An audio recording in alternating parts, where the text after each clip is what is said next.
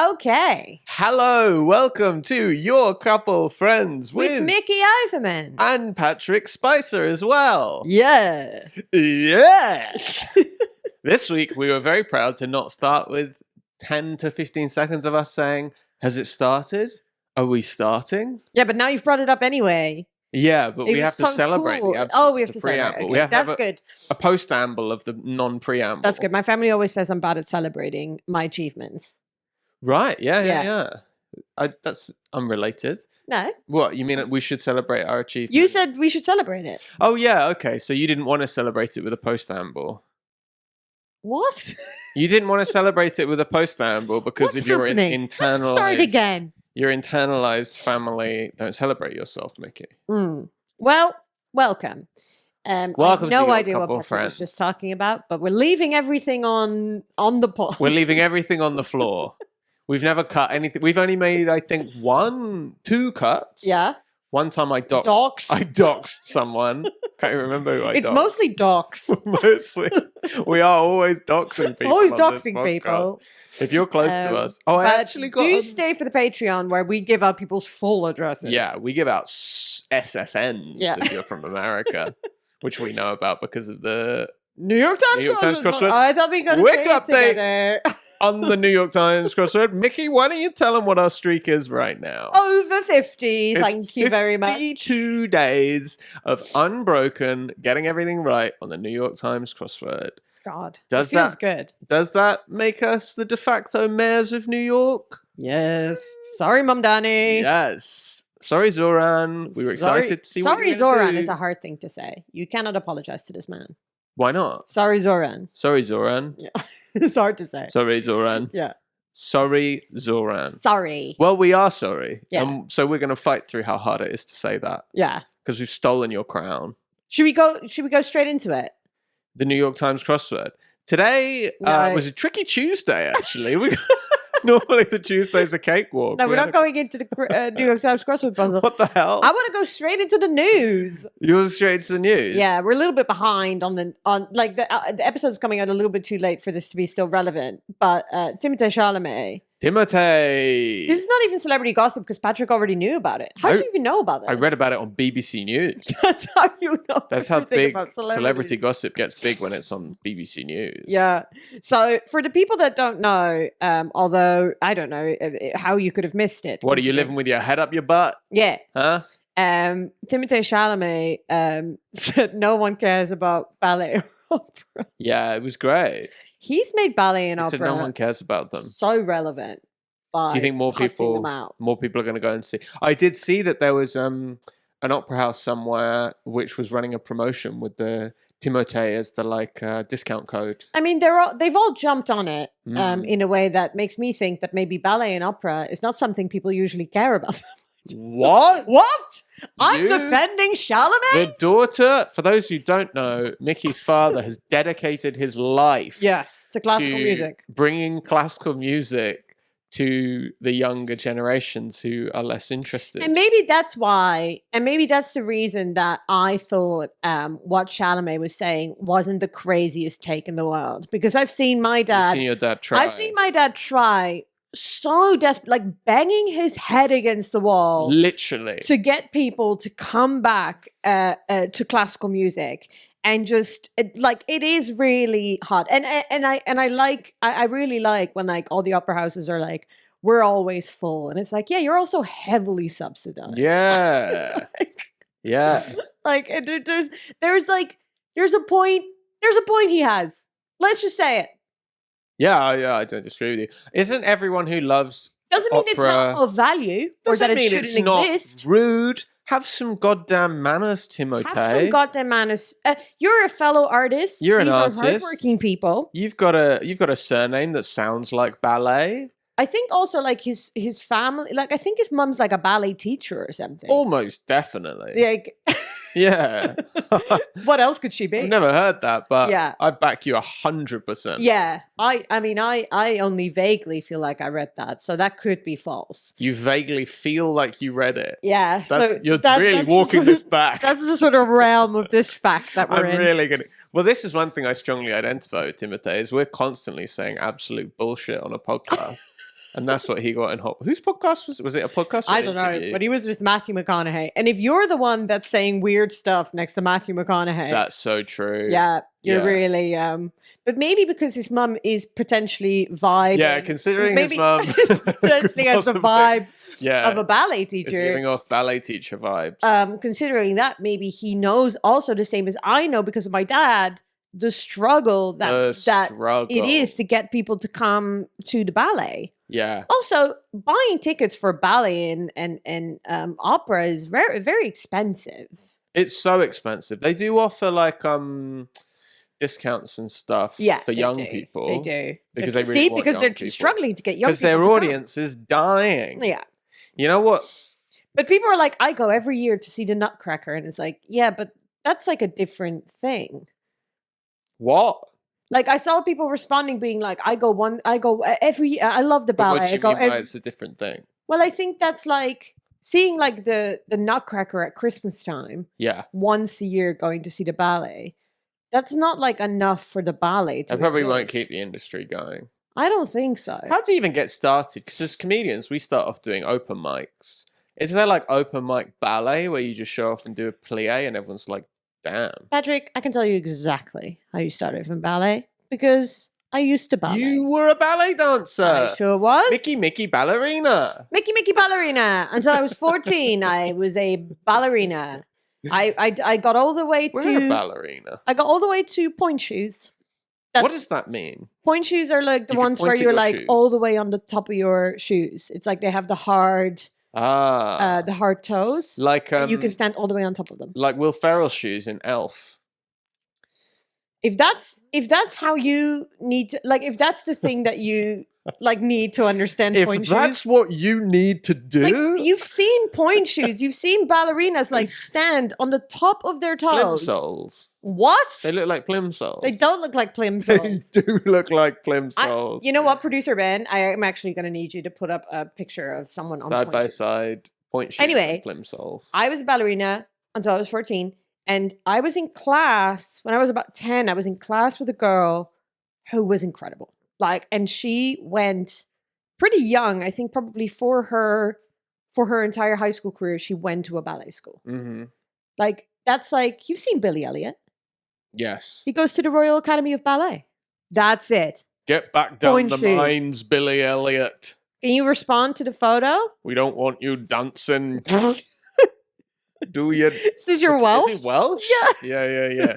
Wales. Yeah. Billy. Can you respond to the point? Ribbons, elastic. But do you see what I mean about they stand on the toes? That's fucked up. Yeah. So that's what I did. So you could do that? Yeah, well, yeah, I was in the beginning phase. They look like those and then we moved, and then I went to a ballet school where I got bullied out. Those shoes look like those Japanese feet binding shoes where they crush women's feet into tiny little Yeah, hooves. They are a bit like that. They do crush your feet. They crush your feet. Yeah. So Mickey ballerina, when she heard that Timothée was coming off the ballet, do you not feel no affiliation for your old ballet roots? But I think, like, I really enjoyed doing ballet. It was great. Mm-hmm. But I never go to the ballet. It's boring, and so is opera. I don't mind. I don't have the platform that Timothée has. No one is going to care that I'm saying this. No. Producer Ben has thrown up the question, do you want to know how much funding ballet and opera get compared to comedy? Yes, I do, Producer Ben. I bet it's a factor of 1 million. Whoa, this table has not formatted well. Oh my God. Okay, well, that's great. So opera this is the funding that opera gets, 30 million to 60 million. 30 to 60 million sterling British pounds. A year. Ballet PY. or dance gets 30 million a year. Comedy, under 1 million a year. Under 1 million. And I bet that includes things that are like called comedy, but they're actually basically drama. Well, I think it's just one of those things where it's like people do go and it's a self-sustaining industry at the moment. As opera once was, by the way. Opera used to be popular culture and it was hugely, hugely, hugely popular. I mean, like... Yeah, because we didn't have anything. I mean, back there was no TV, there was no radio. Well, it was the like... It was the like pop music of its time. Yeah, and fair play. Listen, I'm not watching the movie Amadeus, which isn't even opera. Is it opera? There's some opera in it. There's a bit of opera. I wasn't watching that being like, why are these guys doing that? I understood because they've all got crazy wigs on, so I'm like, sure, these guys are very different. That's how they get down. You're like one of those guys that's like, but if they'd heard techno? If they'd heard techno, if they'd heard me on stage doing some of my hard-hitting stand-up or asking people in the audience what you think they'd want to see the opera? No way. With those little spectacles? The thing that I think makes it really ugly of Timothée is he couldn't be more successful in the most popular art form in the world. Yeah. And people love movies and he's crushing it at movies. So why is he taking shots? It's so punching down at another art form, which it is ludicrous to do. I've never seen a ballet that takes shots at Timothée. Although maybe I will now. And what's amazing about it is, like, first of all, this is part of his like Oscar campaign. Yeah. Which pretty much everyone was like, it's in the bag for Timothée Chalamet winning the Oscar for Marty Supreme. Now, not so much. He also lost 1 million followers, over 1 million followers on his Instagram. He had 1 million opera and ballet followers? Apparently. Or people who feel passionate about not punching down, I guess. Then there was the fact that he's been dating a Kardashian. I mean, she's a Jenner, but like he's been dating one of the Kardashian sisters for... Is she an opera singer? No, for over 3 years. And people are always like, oh, it's a bit of a confusing pairing. You know, he seems like a sort of deep thinker. And everyone was like, man, we really projected a lot onto Timothée Chalamet based on the roles that he played. But actually, he's just like a bit of a Kardashian. Bro's a jock. Yeah, Timothée's a jock. He's been actually showing us the whole time. I think it's so funny. What a way to like ruin your chances for an award. He's been cultivating this sensitive man image for how long? Over a decade. Image. He was introduced to us jacking off into a peach. Yep. And we thought, now there's a sweet young man. We've got Lady Bird. We've got Little Women. We've got so much Little Women. What is this thing he just did? Marty Soup. Thing is, maybe he's still... I think what it might be because he's also 30. We cussed him out a couple of podcasts ago back when he was on the campaign trail and he was saying, I've delivered the best performance, blah, blah, blah. Yeah, and he was actually doing... But he was in character. He was being Marty. I don't think so. So maybe he's so deeply in Marty mode, he hasn't been able to un-Marty. I don't think like... And we just watched the like great SNL joke where it was like, he cussed out opera and ballet whilst promoting a movie. Maybe about ping pong. About ping pong. Which is like basically saying like also no one cares about ping pong.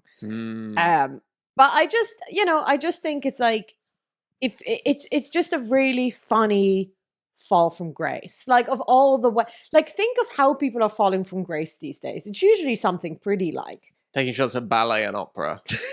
Saying no one cares about ballet and opera is such a funny fall from grace. What kind of a hill is that to die on of all the hills you could die on? Although to be fair... have you seen the clip? He's also saying it so smugly. He says it smugly, but he rolls it back instantly. Yeah, because he doesn't even leave it. Yeah, he just goes straight away. I'm sorry, I didn't mean that. People are going to be really mad at me about this. Well, he said no offense to any ballet or opera people, which is such a funny, like, you know, like, it's such a hacky take to be like, nothing nice has ever been like followed with no offense.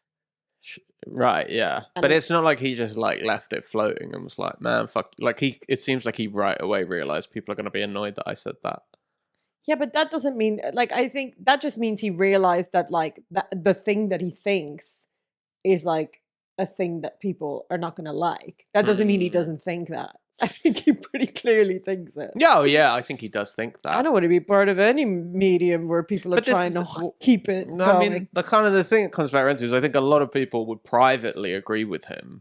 That, I mean, I've now put it on the podcast that I agree. Yeah, that opera and ballet, you know, it's not like it's a niche thing, but it's just weird to be the most successful person in the most successful art form being like, man, have you seen fucking line drawing? It sucks. Oh my god. I saw a little kid finger painting the other day. Like, you're a loser. You're a loser. Do you know what my no movies one cares make about you in the cinema? This is not art. You guys fucking suck. Yeah. But here's my big prediction. What? I think in 2 weeks no one will remember this happened. Do you think? Yeah, I think this is one of those things of like, can you believe Chalamet came for ballet and opera? Well, sure. I mean, as is everything in like, well, not everything, but a lot of things that are like popular culture. People forget. They don't last very long. People move on. I think just because like everyone in ballet and opera used it immediately as part of their marketing strategy. Oh, it's great for them. It's the best thing. Yeah, honestly, ballet and opera, Timothée Chalamet cussing you out, one of the best things that could have happened to you. Big time. It's not like anyone had tickets to go and see La Scala, and then they saw that Timothée thought it was lame, and they went, maybe I should just get rid of these. Yeah. Maybe this is cooked. Yeah. I think like I bet most people that got angry never go to see the ballet or the opera. Yeah, I think it's probably mainly just people who don't like arrogance. I think so too. That's more offensive. That one's completely fair. I was commenting on sort of when you go into like, well, these are heavily subsidized art forms, then I think there's a point to be made. Probably just possibly not so smugly. It's the smugness that did it. It's the smugness. Like my aunt works in the opera. Mm-hmm. Like she's worked for the Dutch opera for like all her life, I feel like. But you know, it's like in my family, this is held in high regard. Yeah. But it's that doesn't make it less true that it still needs to be heavily subsidized. And actually, maybe my point about all of this is that I want to be heavily subsidized. Oh, that'd be Sounds nice. Yeah, I'd love some government funding. I would love some government funding for my little comedy show. The argument of the Arts Council for England to not fund stand-up comedy is it's too successful. That alone is what they say is a sort of Chalamet. It has too much commercial like you can immediately go and do a stand-up and I mean that assumes you know what you're doing, but if you have a basic level of ability, you can perform and be paid, but not crazy money. And it doesn't really like stand-up such a broad church. Like it's like, if you're doing broad stuff that could go on live at the Apollo, then you don't need subsidizing. There are people doing really arty shit. Jordan Brooks deserves some art funding. Yeah, let's get Jordan. He should have what, 50 grand a year? Yeah, minimum. He should at least get some of that million. Give Brooksy 40k. Give Brooksy 40k. Yeah. Is that it? Is that what we only think Jordan? Well, he was the first person I thought of when I thought of someone who was doing very interesting stuff, very like out there stuff when it comes to comedy, and who like lives sort of on the fringes. He performs at the Edinburgh Fringe. He's honestly, if you haven't seen Jordan, he's spectacular and almost always has the best show every time he goes up there. He should be 10 times as famous as the most famous Hollywood movie star. 10 times. Chalamet? Yeah, Jordan Brooks should be 10 times more famous than Timothée Chalamet. Whoa. And then we'll start hearing takes on ballet. Whoa. That we might like. that we might think are quite funny. That we might think are quite funny. Yeah. I'm willing to go out on a limb and hit you with a quick follow-up. Was up? I knew it! Yeah. I actually knew it this time. There's no way of disguising it. Yeah. Wow. I should have said was up in the middle of the sentence. Yeah. Yeah. What's up? Was up? What's up? What's been up? Springtime. Springtime's up. Do you like it?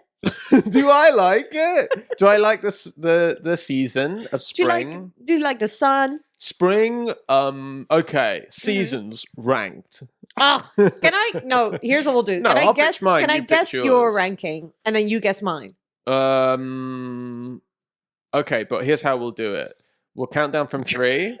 For everyone that's listening or watching this, that was a classic Patrick doesn't like the suggestion. Well, if you guess all of mine, then that will influence how I'm able to guess yours. So we have to guess at the same time. Okay. 1, 2. We're starting with number 1. 1, 2, we're starting 3, with number 4. Say least favorite. We're starting with least favorite. Oh, okay. Okay, let me. I know for sure what your favorite is, but I don't know. I know for sure what your least favorite is. I'm gonna have a think about it. All right, forget this. No, I'll pitch mine and then you pitch yours. What? But I want to guess yours. All right. But I think that's less universal. If this becomes a piece, and it is a piece, it's an important piece within the context of a broader movement that is this podcast. God. And it's special and it's important and it's valuable and people really stay up late and listen. Okay, but my way is more fun for the pod. For the pod. Here we go. Ready? The best. What are we doing? I'm starting with your favorite. Your favorite season is summer. Yeah, summer's the best. Summer's the Summer best. is 100% the best season. It's not even close. It's the hottest one. Second favorite? No, I guess your favorite now. Oh. Your favorite season is autumn. No. You love autumn. Fall at the first hurdle. You're always banging Your on. second favorite? Spring. Yeah, but it is just a ranking of heat. Then my third is obviously autumn, and my least favorite is winter. Yeah. Your favorite is spring then? Yes. Oh, okay. I thought because you always bang on during you like it when in autumn it starts getting cold. Yeah. Starts getting that crisp thing, but it's still sunny. But that is to do with how hot it's been and how awful it's been for me. Yeah. But So it's the same thing. It's like you like when it's like crisp, but there's still sun out. But I prefer spring. Spring is such a hopeful time. Like Spring rocks. Spring rocks. It's just like it smells really good. It stinks. No. The air smells really nice. The flowers are out. Like, it's like the transition when like you can walk without a jacket is very exciting for me. You normally can't walk when you're I can't walk without a jacket on in any other season.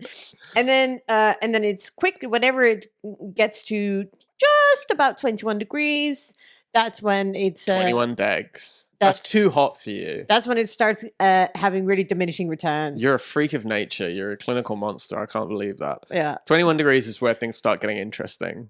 Anything below 21.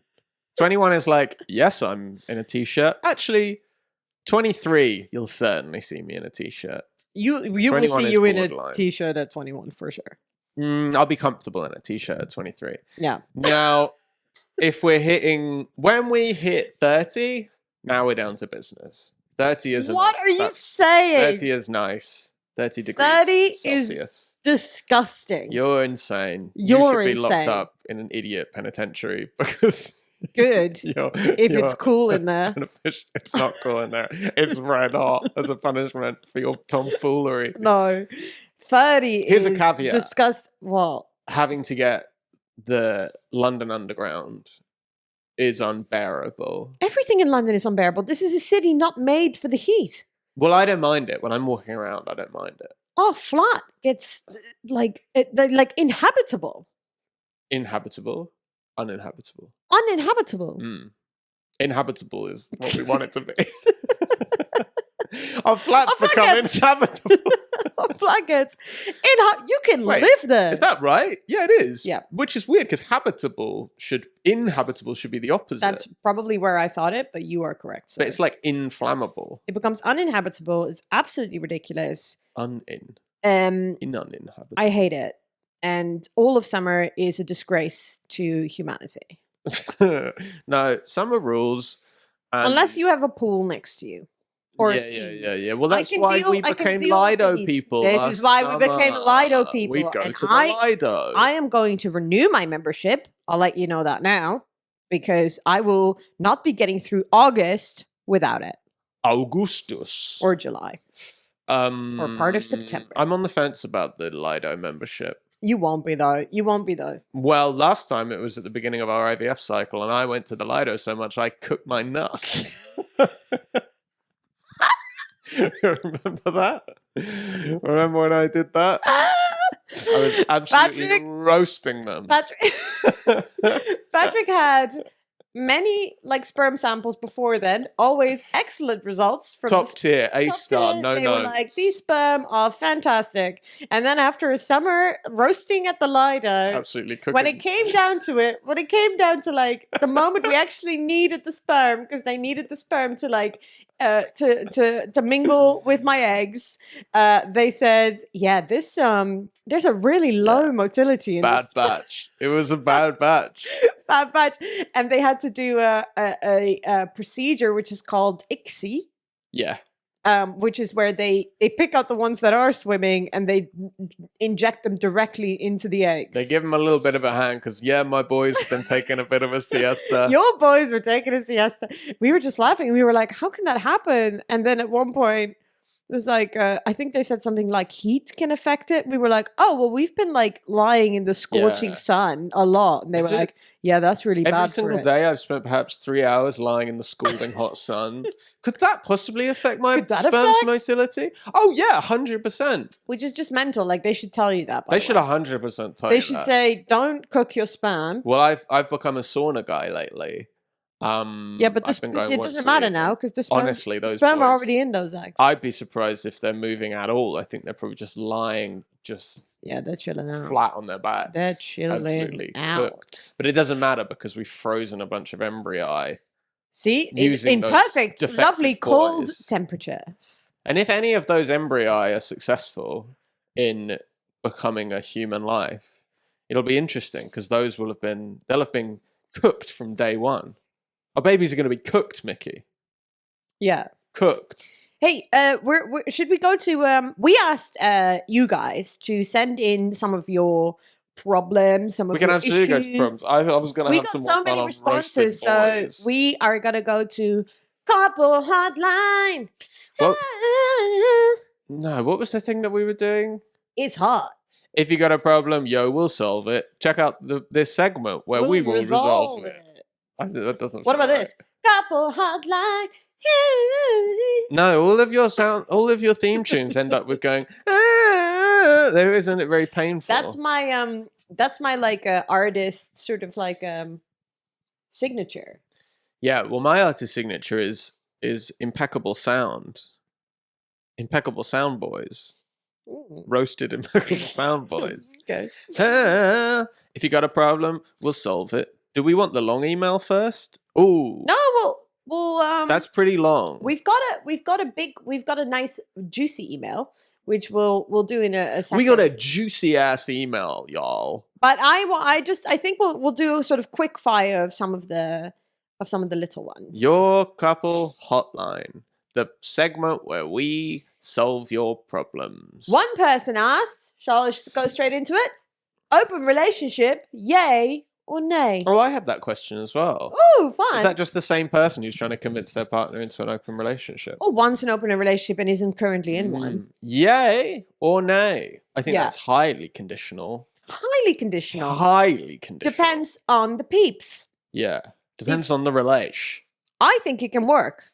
I think I've seen and met people. You've seen it done. Who are in successful open relationships with people who wanted to be in open relationships. Mm-hmm. I've also experienced some people where one person really wants to be in an open relationship and the other person is reluctantly in an open relationship. Yeah. And those people, I would say, are in a relationship that's doomed to fail. Yeah, I think if people are approaching an open relationship from any attempt to fix a problem in the relationship, like if we do this, it will fix it.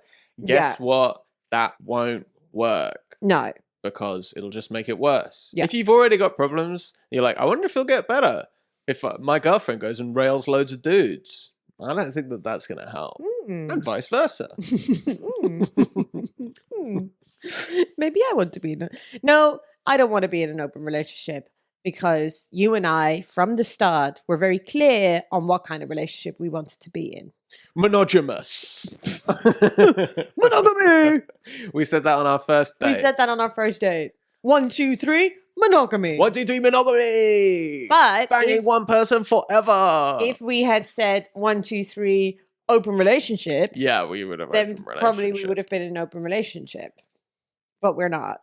But I think it can work if you go into it from an equal. We both want to be in this open relationship. Great. And then I guess there are some instances where people come to it later and it still works. But I think those are probably less common. I think it's, I don't know if I'm not sure I've ever seen it work. Almost anyone who I've known or have found out about starting an open relationship, usually that relationship ends pretty soon afterwards. I don't know anyone who's had are there any like famous people who've been in like a long-term open relationship? Carrie Coon's in a relationship. Who's she married to? Tracy Letts. Tracy Letts. I think. I don't know that cat. They've been married for a long time. Okay. And they're open. They've been open the whole time. Okay, Carrie Coon. Carrie Coon. She's cool as hell. I can see it for her. She was great in The Leftovers. She was amazing in The Leftovers. And I knew a couple who I knew when I lived in Vancouver, who had been in an open relationship for like 10 years. And they were very happy. I bet those couples do enormous damage to the couples in their social circles, because you'd see them and be like, I guess it can work, let's give it a try. But then those couples didn't have the ingredients that would make it feasible. I just think if you're in any way like a jealous person, it probably doesn't work. Yeah. You know, like you need to be pretty chill. Yeah. You can't feel any kind of like ownership over the other person's genitalia or mind. It's a really hard thing to square, I think, because so much of like an intimate relationship is about committing to each other. It's a really hard thing to wrap your head around, of being like, and now part of our relationship is about letting each other do stuff with other people. That's what always, like, I could never do it just because I'm too much of an overthinker. It's not so much that I'm possessive, but I just get confused. I'm like very easily emotionally confused, as you might have noticed. So I just get like, I don't know actually, even if I don't know how I feel about it, it doesn't make sense. Yeah. I just end up scratching my head. Yeah. Yeah. Yeah. If you were in an open relationship, you'd end up scratching your head. I would end up scratching my head quite a bit. Yeah. Yeah. I think it depends. I think I could, depending on who I was with. Like if someone I loved wanted to be open, I think I probably could do that. But it's not I don't think it's like the way I go into relationships. I usually just assume. You go in closed. I go in closed. On the assumption of a closed. I do. I go in under the assumption of a closed relationship. And those tend to be also the boys that I fall for are not open relationship people. It's also it's like a certain type of person that is good at that. And those have never been the people that I've been attracted to. Open dudes. So open relationship, yay or nay? Well, we've not answered it at all. We've not answered it at all. I would say you skew yay. I would say I skew nay. Yeah. That's how I would summarize that. But it completely depends on your situation. Are you even in a relationship? Is it just something you'd like to have in the future? Yeah, that's a good question though. Is that something? Because then you're gonna put that on your dating app. It's an odd thing to go into a relationship being like, what I want is an open relationship. Well, I guess, yeah, if you know that that's what you want. Yeah, but what if you met someone who you were so instantly obsessed with? You were like, I don't want anyone else. I don't want to share you with anyone else. But this is what I'm saying. Like, those people don't want open relationships. Again. But they could still be surprised. No, I don't think so. I think it's probably like an ingrained attitude. No matter how good it is. So say I got given for my birthday. Okay, we're still on this. A Lamborghini Murcielago. Well, I've never had a more heavily hinted birthday present. hint. I get a Lamborghini Murcielago. And what, I'm going to be like, sure, I'd also like to be able to drive a Prius from time. No. Fiat Panda. I'm taking that Lambo to Lidl, baby. That Lambo's going everywhere. This is the worst example because people who have cars usually have multiple cars. Can I just tell you something? I am terrible at analogies. Anytime I try and do that's like, I got into an argument with a friend of mine last week on the way to the sauna. Oh no. We were arguing about, I can't remember what it was about, but then I made an analogy and then he went, that's the worst analogy I've ever heard in my life. No, that was Matty. That's funny. He hit me with that. And, and I didn't say this, but what I wanted to say was, now you're just trying to hurt my feelings. Every time. And I have to stop doing them on stage because when I do them, normally the joke just becomes that's a terrible analogy. That's a terrible analogy. It's so hard to do analogy. This thing's like that thing. It's so hard. It's such a funny thing because like this is like it's not that hard for some people. Some people are like it's like whatever the brain thing is. It's like your brain just doesn't work in analogies. No. But this is making you sound so thick.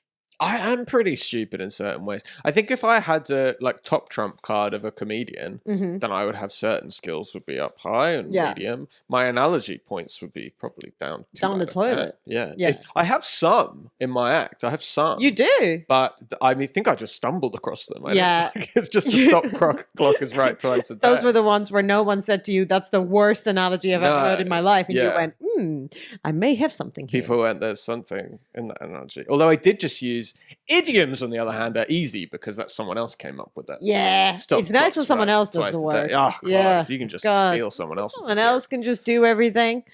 Wasn't this supposed to be quickfire? Quickfire. Great question, Prod B. It was, but we got stuck on the old open relationship Q&A. Okay, I'm doing one now. Okay, you do one. This one isn't so much a thing to resolve. It's just somebody said, "Why is the center of the Earth so hot if it's always in the shade?"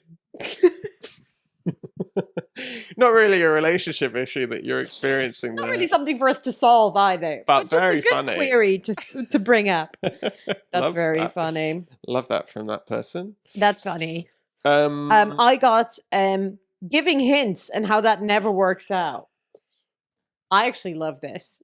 Don't give hints. This would be my relationship. Yeah, don't hint. This would be my relationship advice. Just say the thing you need. Yeah, say it. Just say the thing you need. You and I both do it sometimes where we're heavily hinting at something and it never works. No. And you end up being so frustrated because you're like, well, I've created this entire world where I've sort of alluded to the thing I need and yet it hasn't been done. Say it. Say it, baby. Say it. Don't hint it. Say it. Quick fire. Stop saying say it so much. Okay. And stop saying say it. Stop saying say it. Here's one. He thinks I should move to Belgium. No. You've come to the wrong person. I haven't even finished yet. I've solved it for you. Do not move to Belgium. He thinks I should move to Belgium, brackets, Luxembourg border with a question mark. What? Oh, no, there is no question mark. I just imagined that. Luxembourg border. But I think he should move to London. Oh. So I guess they're long distance. Long distance. We've got one option, London. Global city. Global city. Melting pot. Yeah. Full of stuff. Full of stuff to do. Public transport. On the other hand, border of Luxembourg and Belgium. Now, I'm much more open to this because I've lived in London my whole life and I'm in my mid-30s and I'm like kind of starting to go off it a bit. And there's so many compromises you make living in London. It's so expensive. Yeah. And I'm actually with you. There's so many douchebags. The trouble is, Mickey is a Dutch woman. Yeah, but that was so violently anti-Belgium. I'm also joking. Like, Belgium is a great country. There's some beautiful parts of Belgium. It's like I think maybe depending on what phase. Here's my answer. Move to Belgium. Depending on what phase of your life you're in. If you guys are young people in your 20s, give London a go. I think we should stop giving qualified answers like we did on the last one. I think we should start. We've promised adjudication. We've promised people an answer. So I think we should just say, all right. Knowing absolutely nothing about you guys, yeah, you should move to Belgium. Well, I hope that solved it for you. I thought that my answer was going to give you some insight, but no qualifications. No qualifications. I mean, it really does depend where in Belgium because, I mean, it could be literally in the middle of nowhere. Not really. Belgium's small. Belgium's pretty close to stuff. Yeah. Close to Luxembourg. I think you're gonna if you're on the Belgium-Luxembourg border, you're not going to be far from Luxembourg, the city, or Brussels. That's true. Yeah, wherever you go. I guess what it comes down to is how much do you like waffles? If how you like much them do you a like lot, chocolate, waffles, fries, incredible fries, incredible mayonnaise, a shameful history of colonial exploitation. Yeah, how much do you like that? How much do you like that? What is that different? Like London? Yeah, baby, you're not. That's the same. Yeah. In fact, when you're walking around London, it's quite in your face. It's right in your face. It's right in your face because all the buildings and museums were funded by it. Lots of buildings around us are named Tate. Yeah. Because of the sugar baron. Because of the sugar baron. We actually live quite close to it's a close community where you can live, which is like Yeah, a gated community. A gated community that was founded by sugar baron Henry Tate. Is it Henry? Henry Tate. Yeah. So Belgium, I guess, is our answer. Belgium. Enjoy it. Enjoy it. Good luck in Belgium. Here, I got a great one here. Okay. Been together with boyfriend for 5 years. Thank you so much for the context. Congratulations. Been together with boyfriend for 5 years. Now he isn't sure about marriage. Stay or go? Love this question. Oh, yeah. Okay. Love this question because you're talking to two people who don't value the institute of marriage. We think it sucks. No, we just don't think anything about it. We just don't feel it has no meaning to us. We have no feeling about it. However, but you want it. You clearly want to really get married. Yes. Of course, we acknowledge that some people really, really, really want to get married. And therefore, if you are with somebody who doesn't, that is a problem. Because why don't they? What are they so against it that it cancels out your wishes altogether? And why? Because and why? Can I say something to you as well? Like maybe who are you asking? Dan? No, I'm saying to the person that we're speaking to. Can she? I'm gonna say to you, maybe let him know about a little known institute called divorce. Oh, I love divorce. I love divorce. Yeah. I'm a huge advocate of divorce, actually. Yeah. Especially for women. For men, I think it's a little bit less cool. Wait, what do you mean? Because for a divorce, and if it's assuming it's a heterosexual marriage, there will always be a man involved. Getting divorced. I think a divorced woman is incredibly chic. I think a divorced man is cool as hell. I think a divorced, See, producer Ben is with me. I don't think that divorced women are. But don't tell your boyfriend this. Say to your boyfriend it's incredibly cool, as Patrick says, to be divorced. I think it's dope to be divorced. So then, if that's the case, and it's dope to be divorced for men and chic to be divorced for women, then what is even like the scary thing about marriage? Yeah, I mean that's the same thing as like when we got this place together. Yeah. This is the first time either of us had owned any property. Or anything. So we got our little flat. Yeah. And at first, when we were thinking about it, we're like, wow, this is a big commitment. And then we were like, no, it isn't. You can fucking sell it. Yeah. We could always sell it. That was literally like, we sat down on the couch. I could dump you. You could dump me. Everyone could be dumped in this. Yeah. We sat down on the couch together. We were like, let's have a like real discussion about the incredible like financial thing that we're contract that we're entering into together. And then like 5 minutes later we were like, you can sell it. You can undo it. Same as marriage, you can unmarry. Just oops, Control Z. Oops. Yeah, oopsie whoopsie. Oopsie whoopsie. I just think same with kids. Have kids. You can get divorced 5 years in. That's cool. Now, I'm not saying get into Two the sets marriage. Of parents. I'm not saying get into the marriage with the idea of getting divorced. Of course not. I hope you stay together. I hope it's beautiful. But I'm just saying, let your boyfriend know about divorce. Because if he's this like iffy about marriage, just let him know. He could be a cool ass divorced dad. There's probably like pamphlets for have you considered divorce? Like you could just be like, have you considered the benefits of getting divorced? Get married just to get divorced. One of my friends, I've mentioned her before on the podcast. She's a singer in the Netherlands. She's divorced. She got divorced at 24. And I'm jealous of her. I wish I got divorced at 24. We should get married just to get divorced. No, but I don't want to now. It'd be expensive. And also, like, we're actually going to stay together. So it's like, there's no point in us getting married because I'll never get divorced. We don't know about that. Anything could happen. Well, I don't think so. Anything could happen. I'm putting it on the pod. Well, that's because you're a child of divorce. Yeah, I'm a COD. You're a COD? Yeah. Whereas I'm a COM. Yeah. Your parents will never get divorced. They're a couple of freaks. They're a couple of freaks. All right. We need to get onto the email. We need to get onto the long email that we have, our juicy email. Oh, yes. Well, and then after that, we'll go to the Patreon and then we'll do more. I want to round out with one that I couldn't really make sense of, but I really wanted to say. Say it. This person, C. Fernandez, it's a guy, something Fernandez, said TV versus Beamer. Women hate the TV. What? Love their Beamers. Wait, what does that mean? I think he means Beamer like BMW. No, he means Beamer like that you beam onto the wall with. Beamer. That's what like I a projector. Like a projector. Women hate TVs but love projectors?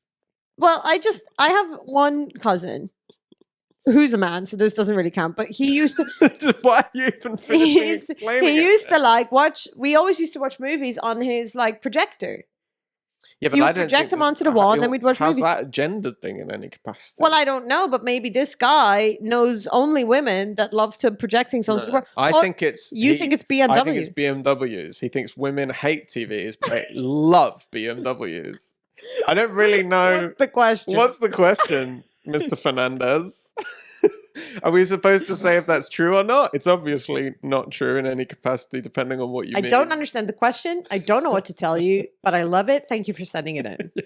More stuff like that. Absolutely uncoherent. More stuff like that. All right, let's go to the email. I'll start by reading it out. So we got this email on our email address, which you can email us at yourcouplefriendspod@gmail.com. That's right. That's the email address. Here we go. Confirmed. Here's the email. When my husband and I were looking for a home, I found the most perfect place. It was lakefront, ooh la la, in a quiet neighborhood and in our price range. Nice price range. The only catch was that the previous occupants had been murdered there. Great Stuff. Great stuff. And I'm not talking about like robbed or shot or even they were involved in some shady shit and had it coming. No. These were... I can't read the Next rest. line, Ben. These were two kindly older folks bludgeoned and stomped to death in the entryway of my lakefront bargain home. Oh my God. No wonder it was a bargain. The assailant was caught. Long story, but it wasn't like he'd be turning up for round 2, and I was fine with the tragic history. I did not think the two oldies stomped to death in my foyer. Wow. Would haunt us. First of all, can I just pause for a sec? I can't believe we haven't paused at all. We just rolled through all of this. This is a lady or is this a bloke? I think this is a woman. This woman has a very relaxed vernacular about the murder of two elderly people. This is, I think, the only way that you can deal with someone being murdered in your home is to... Two oldies stomped to death. Yeah. Excuse you, Patrick. As if that wouldn't be the way that you would say it. I would never buy a house that had two old people. Really? Well, this is the question, I guess. So murdered. this is why we need to get more info. I did not think the two oldies stomped to death in my foyer would haunt us or bring any bad juju. Agreed. I didn't think anything about it at all. I'm an atheist and I love to swim. Lakeside home. My husband was horrified. Yes. In all caps. Thank God. He refused to consider it, refused to even see it. I would have brought him through the back door and we fought about it. I'm a woman who can compromise when need be, and I struck a deal with him on a small fixer-upper with a trip to Thailand later in the same year. Maybe for the swimming. We are still in this house, but this debate comes up now and again. A few years ago, a gay couple murder-suicided. Do we say unalive now? I don't know. We've said it all. Said it. In their thoughtfully restored salt box a few towns away from us. I brought it up again. The same house? No, different house. Oh, I was going to say. Spooky I brought it up again, not because we would move there, but still, husbands is a hard no. Yeah. Would you live in purchase a murder house? Would you change your mind knowing it was waterfront and worth 3 times the amount on the market for? Interested in your take. Lovely stuff. Wow. Well, thank you so much for sending in this email. This is juicy as hell. And what's fun about this is it seems I agree with you and my husband over here agrees with your husband. I would never live in the murder house. That every time you walk through the door, you've got to look where two elderly people were stamped to death. Stomped. It's the same thing. I'm using a different word. That's not the thing to clarify. They were crushed underfoot. You have to walk through it every single day. I'm not like I'm an atheist as well, but I just think that would like give me the creeps. Right. Here's what I think though. Murder, it happens everywhere. Do you think people have been murdered in our flat? Probably, yeah. Our flat was built in the 30s. Yeah, probably. It's almost 100 years there's been a old. murder somewhere in these blocks. Maybe not ours. Yeah. But somewhere. There's also there's a statute of limitations, I think, on when you need to say that there's been a crime or a murder or something in the place that. Yeah, I think if it just happened. I think if it just happened. So this is like a recent thing, I think, with the person who emailed us. Ben keeps saying that she left her name, but I don't know if we should say the name. Kelly.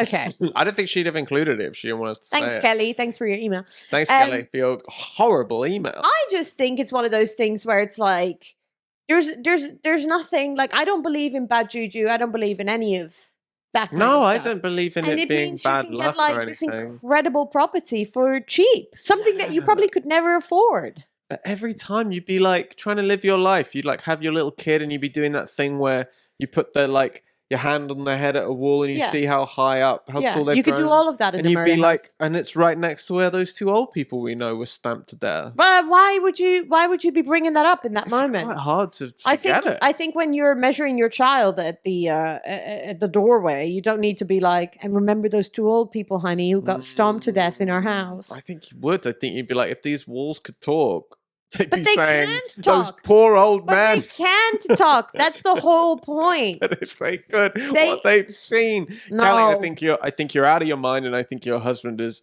a very sensible voice of reason to not contaminate your relationship and lives with this recent horrible tragedy. Have you not seen? This is the problem with you, Mickey. You've never seen The Simpsons, and there was a whole episode in The Simpsons where the problem with me is that I haven't seen The Simpsons. This is your number one problem as a person and in our relationship is you didn't watch The Simpsons growing up. So our moral systems couldn't be more different. I agree. There's a whole episode. My morality is probably higher from not seeing The Simpsons. It's an entire episode where they do exactly this. They buy a murder house and it ends really badly, and they end up having to sell it. But that's fiction. Yes, and what fiction holds up a mirror to life? No, fiction holds up a mirror to idiots like you who that think is not the expression. I think you can buy a murder house. I think if anybody listening is thinking about buying a murder house, just get a give it a good old scrub. Would you? There's like people who don't know they move into a murder house and then they find like bodies in the backyard. If someone came into our house tomorrow and shot me in the head in the kitchen, would I move? Would you stay or would you move? But that is a trauma that affects me personally. Right. Yeah, I think it would affect me if I knew that two old people had been brutally murdered. You don't know them. Yeah, no, that's true. They could have both been dying from horrible diseases. Is there any and there's no euthanasia in what I assume is America. Would you buy a house? Is there any level of crime that would stop you from buying a house? I just don't believe in bad vibes. Like, open the window. What if there was like a death and sex cult that had owned this flat before you moved in? Yeah. And they had spent the last 12 years ritually sacrificing each other and non-stop from sun till dawn, incanting, brutally torturing, like the worst thing you can imagine, like Hostel, that movie, or like Saw. It was like a Saw prison. Yeah. For 12 years. Yeah. And it was internationally, it was the most famous. Would you move into that house? And we get like a nice deal on it. We get a great deal. We get a great deal on it. We open the windows, fresh coat of paint. Open the window. What do you think open? Air it out, fresh coat of paint. You've got people showing up like horror fans being like, can I see the horror house? Yeah. Would you live in Jeffrey Dahmer's house? Yes. Would you? Would you live in that house where they'd like melted bodies in acid and stuff? Yes, I don't think it's the house's fault. Would you replace the bath or would you keep that bath? If you could rinse it out and open the window. Is it nice? Yeah, it's a nice bath. Yeah. You would lie in the bath, the same bath that body parts had decomposed. I just do not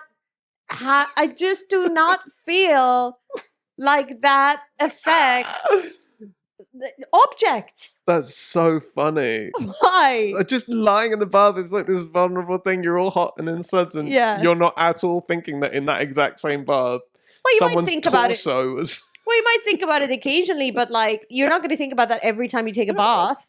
I think I probably would, yeah. I think I probably would. Live in a murder house. Oh my God. Well, Kelly. I potentially am crazy, I guess. Well, I'll be interested actually in this one. Let's do a clip of this one because I want to see. Usually, 9 times out of 10, people side with you on everything. So I'd be interested to see. I don't think people are going to be siding with me. But there is like a thing that I have, which is like, you know, it's like any kind of like feeling of paranormal or like, you know, ghosts or anything like that. I just don't believe any of it. I just, you know, but if I walked in somewhere and like the difference would be if I walked in somewhere and a place gave me the creeps, I wouldn't move in there. I just don't think that a murder house necessarily would give me the creeps. So you take seriously the creeps? Like if I felt like, this is a weird place, I wouldn't move there. If there's not much natural light. Yeah, like, you know, you didn't like the carpet. You can't open the window. There's no place that doesn't. You can't open the window. You can't open the window and air it out fresh kind of paint. Oh yeah, if it was a high rise, you can't always open the window. Yeah. So if there was a place in there where someone had been stomped to death. And it smells a bit funky and you're like, ugh. Yeah, you would smell a bit funky if there was corpses lying around. Well, I mean, like, not anymore. Like, I lived in Amsterdam in one of the canal houses. Yeah. It was like, I lived in a flat on one of the canal houses. And I'm like, that place had been there since probably like the 12th century. Like, you know, there's been murder in there. A guy died in that house when we lived there. Anyway, we should go to the Patreon. We'll talk about it some more on the Patreon. Yeah. But listen, I hope that you enjoyed that. I hope that I don't come across as an insane person. Oh, you'll get used to it. I'm always coming across as an insane person. That's true. It's a refreshing change of pace. Okay. Well, we'll see you. We'll see you later, and let us be absolutely crystal clear. Ballet fucking sucks. Opera is for virgins. Yeah. Peace out, guys. Peace out, guys.